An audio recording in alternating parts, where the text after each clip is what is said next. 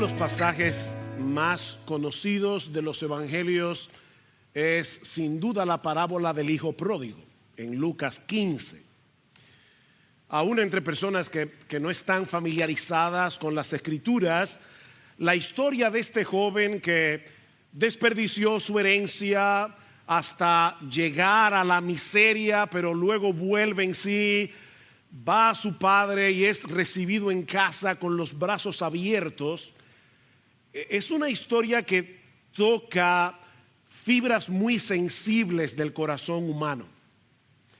Y lo mismo podemos decir de la historia que vamos a considerar en la mañana de hoy como preparación para la Cena del Señor y que ya leímos al principio de este servicio en Lucas capítulo 7. Ahora, mis hermanos, hay una diferencia extremadamente importante entre Lucas 7 y Lucas 15. Y la diferencia es que en Lucas 15 nosotros encontramos una parábola.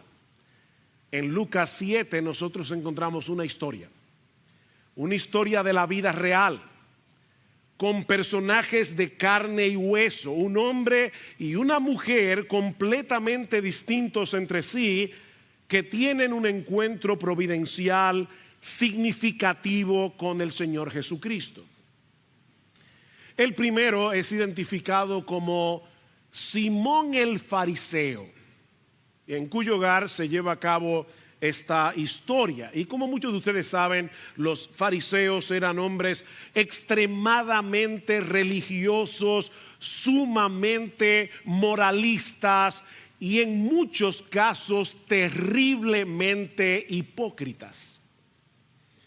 Se apegaban a las interpretaciones rabínicas de la ley con una devoción que rayaba en el fanatismo y en la ridiculez. Y Simón era fariseo.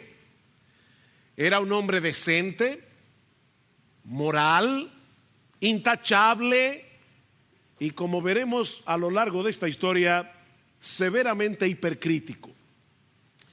Del otro personaje de la historia no tenemos mucha información, excepto que era pecadora. Y lo que eso quiere decir en el concepto cultural del primer siglo es que era una mujer que había vivido perdidamente. Así como Simón representaba lo mejor de la sociedad judía, esta mujer representaba lo peor. Pero a pesar de sus diferencias tan marcadas, los dos tenían algo en común. Ambos estaban interesados en la persona de Jesús. Lucas nos dice en el versículo 36 que Simón le había pedido, y literalmente lo que el texto significa es que le había rogado con insistencia que comiera con él. Tal parece que Simón sentía cierta curiosidad por la persona de Jesús. Y en el caso de esta mujer, era tal su interés por él que estuvo dispuesta a escoger el lugar y el momento más inoportuno para ese encuentro. Esta mujer tenía que saber que su presencia en casa de Simón no sería bienvenida, que muy probablemente allí sería tratada con desprecio, con un profundo desprecio. Pero eso no la frenó, porque su interés no era una mera curiosidad intelectual o religiosa como en el caso de Simón. Jesús para esta mujer era mucho más que una persona interesante. De alguna forma, esta mujer había llegado a entender que este hombre santo y puro llamado Jesús, infinitamente más santo y más puro que todos los fariseos que se encontraban en la casa de Simón esa noche, él estaba dispuesto a recibirla, él estaba dispuesto a perdonarla. Este hombre infinitamente santo era al mismo tiempo infinitamente compasivo, infinitamente bondadoso y lleno de gracia. Simón tenía la misma necesidad de Jesús que esta mujer, pero a diferencia de ella, él no lo sabía. Es por eso que los dos reaccionaron de una manera tan distinta a la presencia de Jesús. Vean una vez más el versículo 36 al 38. Dice: uno de los fariseos le pedía que comiera con él, y entrando en la casa del fariseo se sentó a la mesa. Debemos entender, mis hermanos, que no era una mesa como la que nosotros conocemos en el día de hoy. De hecho, Gloria y yo tuvimos la oportunidad, cuando una ocasión que visitamos a nuestra hija Eileen al Medio Oriente, de tener una cena en el desierto, y es una mesa, un tablón a nivel del piso. Uno se recuesta con un codo y con la otra mano uno toma los alimentos, y eso fue lo que permitió que esta mujer viniera por detrás de Jesús, porque los pies de uno quedan hacia afuera. Así que tienen que visualizar esto no como un grupo de personas sentados a la mesa como en el día de hoy. Y dice en el versículo 37: y he aquí había en la ciudad una mujer que era pecadora. Y cuando se enteró de que Jesús estaba sentado a la mesa en casa del fariseo, o sea, ella no fue ahí por error. Ella sabía que esa era la casa de un fariseo. Trajo un frasco de alabastro con perfume y poniéndose detrás de él a sus pies, llorando, comenzó a regar sus pies con lágrimas y los secaba con los cabellos de su cabeza, besaba sus pies y los ungía con el perfume. Mis hermanos, ¿por qué esta mujer se comportó de una forma tan extraña? ¿Es esta la reacción de una mente desquiciada? Tal vez padecía de algún problema psicológico que la llevara a comportarse de esta manera. Miren, hermanos y amigos que están aquí en esta mañana, si somos honestos, deberíamos reconocer con vergüenza que de haber estado en esa cena esa noche, probablemente habríamos evaluado este caso clínicamente. Habríamos llegado a la conclusión de que esta mujer no estaba bien de la cabeza. De hecho, yo sospecho, y por favor, aquí necesitamos una buena dosis de honestidad. Yo sospecho que muchos de nosotros nos habríamos sentido más cómodos con Simón el fariseo que con esta mujer. Después de todo, él era más estable. Pero a los ojos de Jesús, esta reacción era completamente apropiada si tomamos en cuenta la perspectiva que ella tenía de sí misma y lo que pensaba de Jesús. Ella había venido a casa de Simón con un costosísimo frasco de alabastro con perfume, dispuesta a manifestar en una forma concreta su devoción por Jesús. Para una mujer judía, el perfume era muy importante. Tan importante que algunos rabinos prohibían a las mujeres usar perfume el sábado. Ese era el día de la adoración.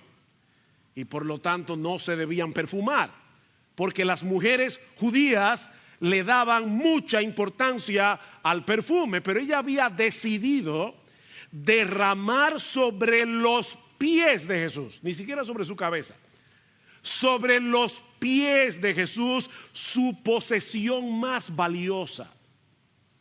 Pero en ese momento sus emociones la traicionan, comienza a llorar. De repente esta mujer se vuelve un mar de lágrimas, lágrimas probablemente de quebrantamiento y de gratitud a la vez, a tal punto que comienza a empapar con sus lágrimas los pies del Señor.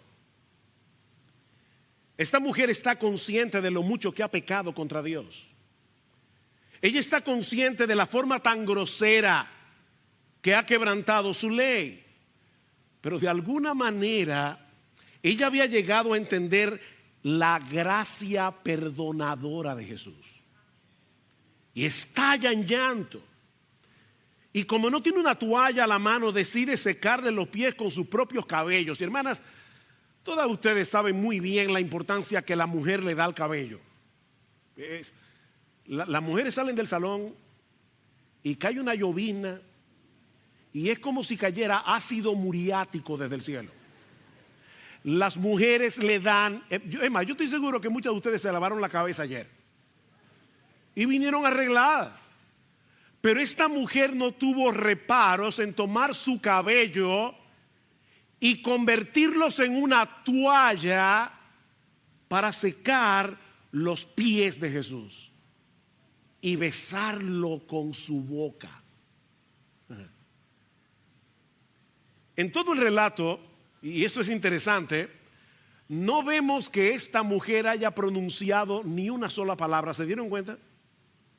Ella no dijo nada, porque no era necesario. Sus ojos, su cabello, su boca, su perfume se encargaron de decir esa noche todo lo que ella quería decir. Ella le estaba rindiendo un homenaje de adoración a aquel que podía librarla de su esclavitud, a aquel que estaba dispuesto a recibirla y a concederle gratis, de pura gracia, acceso al reino de los cielos, a pesar de su pecado. Y por supuesto, cuando Simón ve este espectáculo, reacciona como todo un fariseo. Versículo 39. Pero al ver esto, el fariseo que le había invitado dijo para sí: si este fuera un profeta, sabría quién y qué clase de mujer es la que le está tocando, que es una pecadora. Es obvio que Jesús no puede ser un profeta, porque de haber sido un profeta enviado por Dios, se habría dado cuenta de cuán despreciable es esta mujer. Si Jesús hubiera sido un enviado de Dios, seguramente que habría reaccionado como uno de nosotros, los fariseos, obviamente. Pero Jesús no era un fariseo y era mucho más que un profeta. Jesús conocía muy bien a esta mujer, mucho mejor que Simón, pero también sabía lo que Simón estaba pensando. Él conocía a la mujer, pero también conocía a Simón. Simón y Jesús vieron el mismo cuadro, pero desde dos perspectivas totalmente distintas. De ahí la parábola que encontramos en los versículos 40 al 47. Respondiendo Jesús, eso es interesante porque Simón no le ha preguntado nada, pero Jesús sabe lo que tú piensas, lo que yo pienso. Respondiendo Jesús le dijo: Simón, yo tengo algo que decirte. Y él dijo: oh, di, maestro. Mira, cierto prestamista tenía dos deudores. Uno le debía 500 denarios y el otro 50, y no teniendo ellos con qué pagar, perdonó generosamente a los dos. ¿Cuál de ellos entonces le amará más? Simón respondió y dijo: supongo que aquel a quien le perdonó más. Y Jesús le dijo: has juzgado correctamente. Y volviéndose hacia la mujer, le dijo a Simón: ¿ves esta mujer? Yo entré en tu casa y no me diste agua para los pies. Noten, cuando esta mujer estaba besando los pies de Jesús, estaban sucios del camino, pero eso no fue problema para ella besarlo. Dice: no me diste agua para los pies, pero ella ha regado mis pies con sus lágrimas y los ha secado con sus cabellos. No me diste beso, pero ella, desde que entré, no ha cesado de besar mis pies. No ungiste mi cabeza con aceite, pero ella ungió mis pies con perfume. Por lo cual te digo que sus pecados, que son muchos, han sido perdonados, porque amó mucho.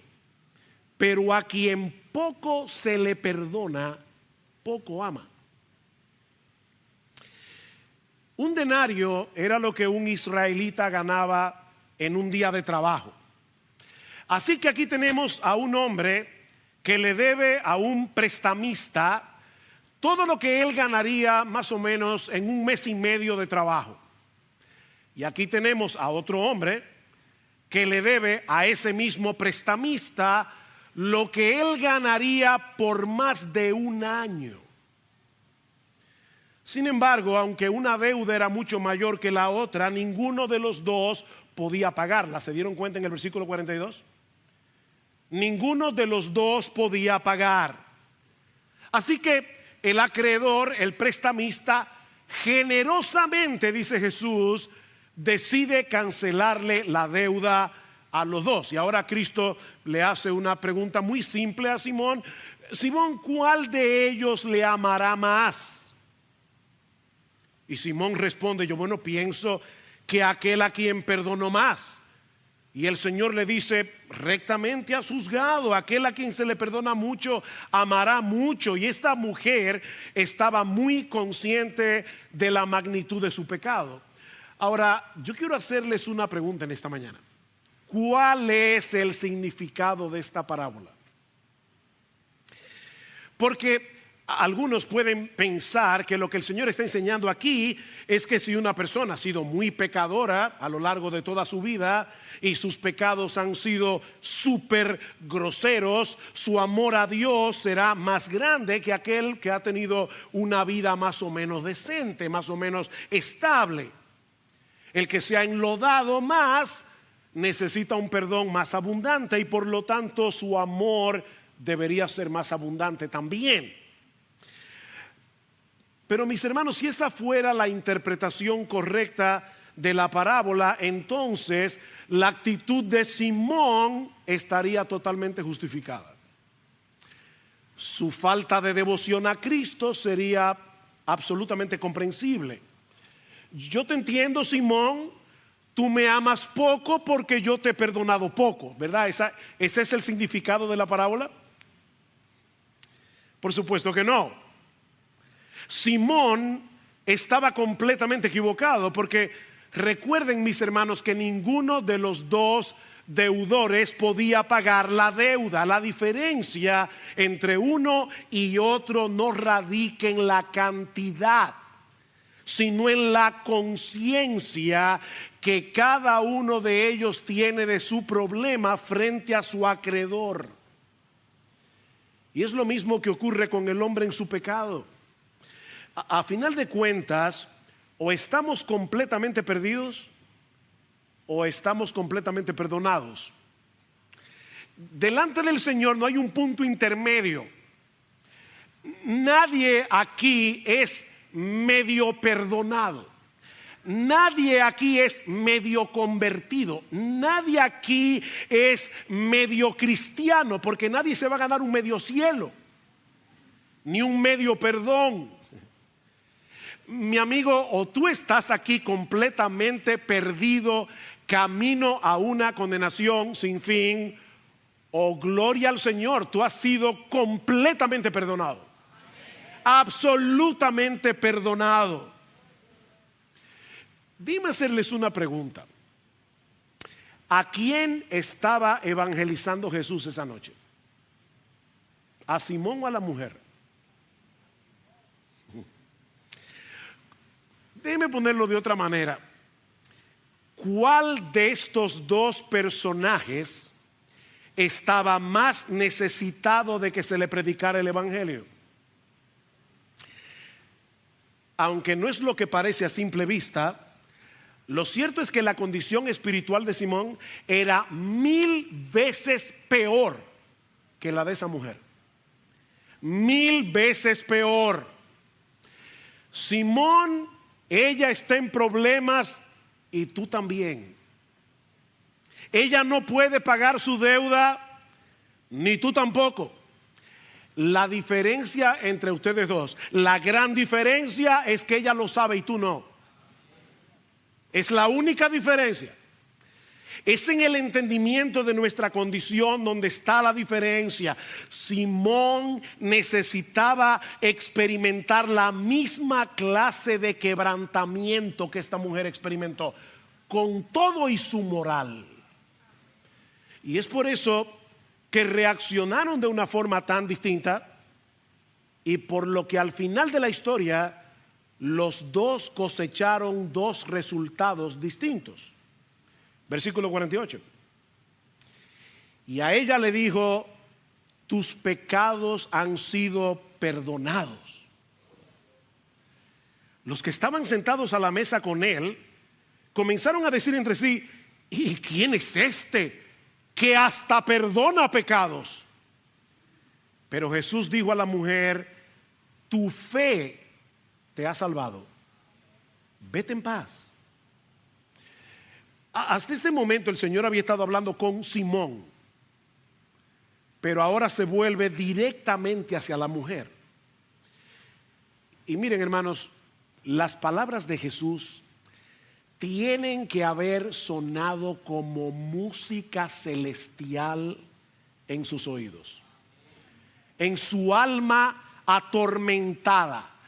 Tus pecados te son perdonados. No parte de tus pecados, no la mayoría de tus pecados. Todos tus pecados han sido perdonados. Tu deuda está saldada. Vete en paz. No porque hubiese ungido los pies de Jesús, no porque los hubiera regado con sus lágrimas o secado con sus cabellos, ni siquiera por haber amado a Jesús. Fue por su fe. Tu fe te ha salvado. Vete en paz. Por increíble que parezca, todo lo que se requiere para recibir el perdón y la gracia de Dios en Cristo es venir a Él consciente de nuestra necesidad y creyendo que esa gracia está disponible para nosotros. Alguien dijo una vez que solo hay un obstáculo que impide que nosotros seamos recibidos por Cristo en sus brazos. ¿Sabes cuál es? El único obstáculo, que no vayamos a Él. Que no vayamos a Él. ¿Qué fue lo que pasó con Simón? Lo único que este hombre decente y moralista recibió de Cristo esa noche fue una severa amonestación. Y si murió sin arrepentirse, los sucesos de esa noche agravarán su miseria eternamente. El Salvador de los pecadores estuvo sentado a su mesa,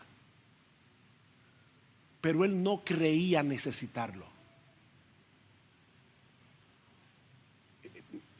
De verdad, piensen en eso por un momento.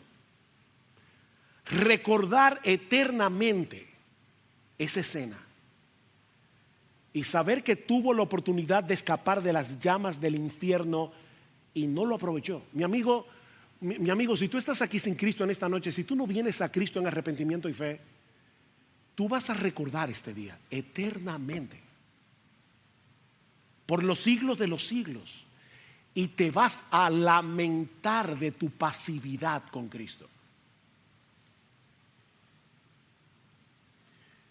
El problema del fariseo es que el fariseo pone el evangelio de cabeza. Él piensa que el favor de Dios viene a nosotros por causa de nuestra obediencia. Y ¿saben qué, mis hermanos? Eso tiene sentido, humanamente hablando. Si yo me porto bien, Dios me trata bien. ¿No es así como funciona el mundo? ¿Quiénes son las personas que mejor te tratan? Aquellos a quienes tú tratas bien. Entonces nosotros hacemos una proyección y nos imaginamos que Dios es igual que nosotros. Si yo me porto bien, Dios me trata bien. Pero eso es colocar el caballo detrás de la carreta. Si tú quieres que la carreta avance, pon el caballo adelante. No es debido a nuestro amor y obediencia que somos aceptados por Dios.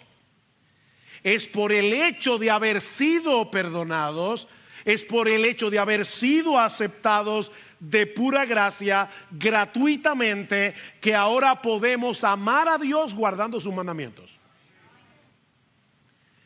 Porque somos aceptados y perdonados, ahora queremos obedecer.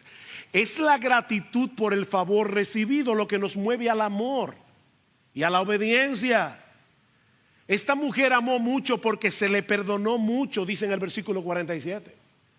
Otra versión de la Biblia lo dice de esta manera: te digo que sus pecados, que son muchos, han sido perdonados, y por eso ella me demostró tanto amor. ¿Ven el punto? como a ella se le perdonó mucho sus muchos pecados, por eso ella me demostró tanto amor. Fue la consecuencia del perdón lo que produjo en ella ese amor tan desbordante, tan extravagante hacia la persona de Jesús. El perdón de Dios viene primero, nuestra devoción viene después. Y mis hermanos, ese es un principio de suprema importancia para la vida cristiana. Al que mucho se le perdona, amará mucho. La pregunta es, ¿tú crees que Dios te perdonó mucho o te perdonó poco? ¿Qué tan abundante tú crees que fue el perdón de Dios para contigo? Miren, mis hermanos, algo no anda bien cuando una persona que profesa ser cristiana carece de pasión por la persona de Jesús. Algo no anda bien. Esa falta de devoción exuberante, apasionada, no tiene nada que ver con la personalidad. Nada que ver. Tiene que ver con el entendimiento. La comprensión del inmensurable amor de Dios manifestado en su perdón, en su aceptación, es el combustible del fervor, aunque no todos lo manifestemos de la misma manera. Ahí sí entra en juego la personalidad. No todos vamos a cantar igual. No todos van a reaccionar hacia la Escritura de la misma forma. Pero todos deberíamos reaccionar con el mismo fervor y con la misma pasión al amor de Dios. De hecho, ¿te sorprende la reacción de esta mujer? Bueno, déjame decirte algo. Nuestra pasión por Jesús debería ser más exuberante que la de ella. Porque nosotros vivimos del otro lado de la cruz y ahora tenemos una revelación completa.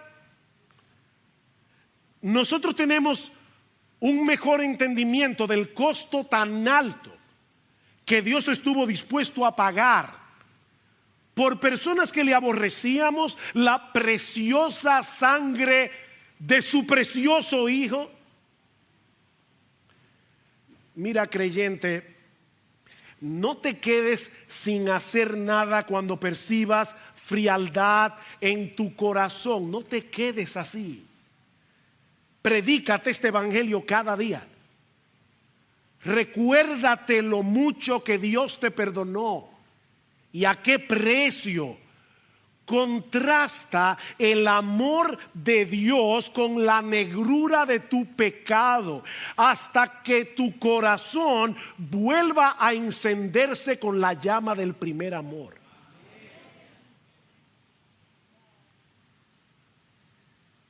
Nuestro pecado, decía Martin Lloyd-Jones, no nos deja percibir nuestro pecado. Mira, yo no sé qué tan pecador tú te sientes. Pastor, mucho. No, tú eres 1000 veces peor que eso. Nuestro pecado no nos deja percibir la dimensión de nuestro pecado. Y por eso mismo no podemos aquilatar, no podemos apreciar en su justa dimensión el perdón de Dios. Es irónico, ¿verdad? Pero mientras más pecador te ves, más apreciarás el perdón que Dios te ha concedido de pura gracia. Así que lo que tenemos que hacer es comparar, contrastar la negrura de nuestro pecado con la brillantez de la perfecta santidad de Dios. Es la única forma en que nosotros podemos crecer en nuestro entendimiento de la cara horrible de nuestra pecaminosidad. Déjame hacerte una pregunta. ¿Qué tan profunda es tu convicción de pecado?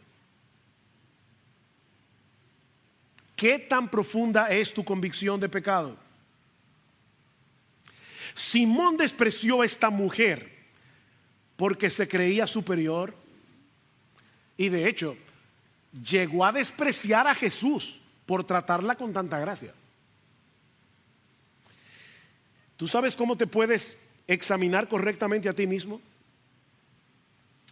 ¿Tú percibes desprecio en tu corazón por otras personas que parecen haberse enlodado más que tú? ¿Tú desprecias a ciertas personas por su pecado? Entonces tú no entiendes lo pecador que tú eres. Tú no estás teniendo un correcto entendimiento de ti mismo. ¿Y sabes lo que eso produce? Eso produce un corazón fariseo. Un corazón farisaico. Cuando nosotros reaccionamos inadecuadamente a nuestro pecado, nos parecemos más a Simón que a Jesús.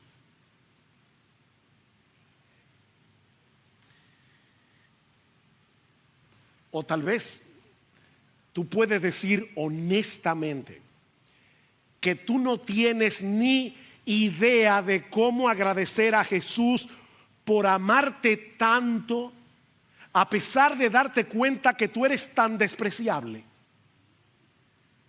al verte bajo la luz de la perfecta santidad de Jesús. Una de las cosas más sorprendentes de la persona de Jesús es que así como Él es perfectamente santo, por su gracia y su bondad, Él es perfectamente accesible. Perfectamente accesible. Venid a mí todos los que estáis trabajados y cargados, yo os haré descansar. Llevad mi yugo sobre vosotros y aprended de mí, que soy manso y humilde de corazón, y hallaréis descanso para vuestras almas. El más santo, el más puro, es el más accesible a las personas más bajas. Tú eres así. Con razón el puritano Thomas Goodwin decía que Cristo es amor cubierto de carne. Me encanta esa frase. Cristo es amor cubierto de carne. ¿Es así como tú percibes a Jesús en tu corazón? ¿O sin darte cuenta tus propios prejuicios te han llegado a creer que Jesús es como tú y como yo? Y te lo imaginas algo así como un fariseo sublimizado.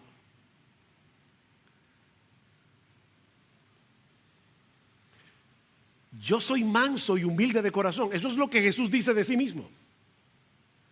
Vengan a mí porque yo soy accesible, porque yo soy manso y humilde de corazón. Alguien decía que de forma natural nosotros tendemos a pensar en Jesús tocándonos de la misma manera que un niño pequeño.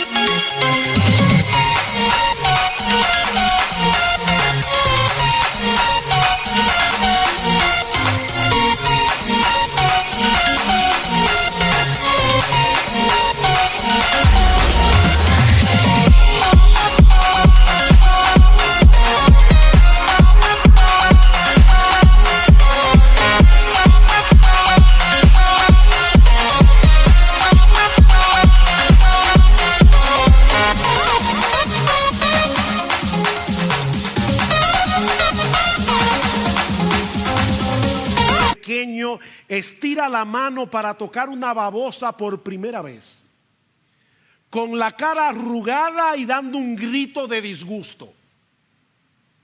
Sí, yo sé que Cristo se acerca a mí, pero seguramente se tapa la nariz, porque no soporta mi olor.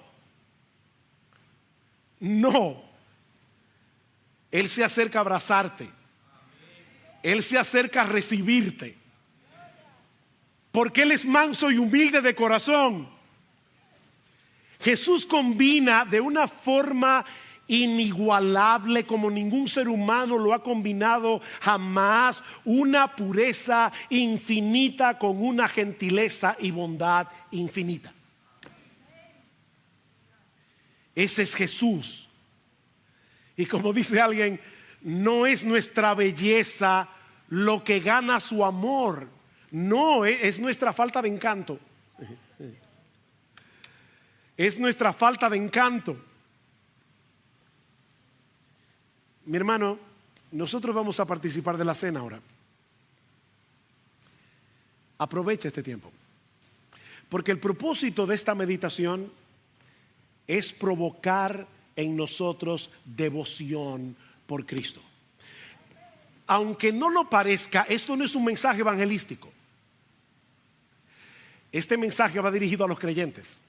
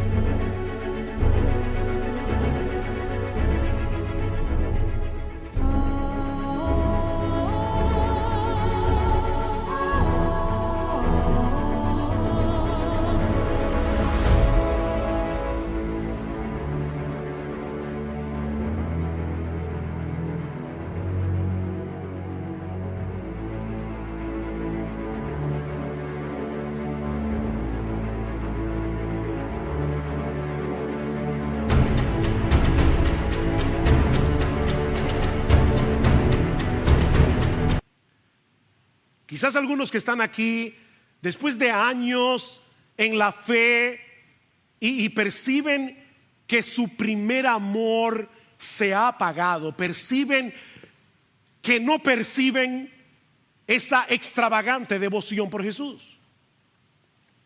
Bueno, este mensaje es para ti, mi hermano, mi hermana. Medita en la magnitud de tu pecado. Medita en la extraordinaria grandeza del amor de Dios manifestado en la cruz. Y pide en oración al Señor que vuelva a encender la llama de tu devoción por Él. Porque nuestro bendito Salvador merece de nosotros la más profunda y ardiente devoción. Y aunque esto no es un mensaje evangelístico, mi amigo, si tú estás aquí sin Cristo en esta mañana, déjame decirte una cosa más. Yo no sé con cuál de los dos personajes de esta historia tú te identificas, con Simón o con la mujer. Pero sea con uno o con el otro, tú necesitas a Jesús. Tú necesitas a Jesús. Tú necesitas el perdón que solo Él puede darte. Y Él puede hacer por ti hoy lo mismo que hizo por esta mujer. Concederte de pura gracia un perdón absoluto y permanente, porque Él pagó el precio del perdón en la cruz del Calvario.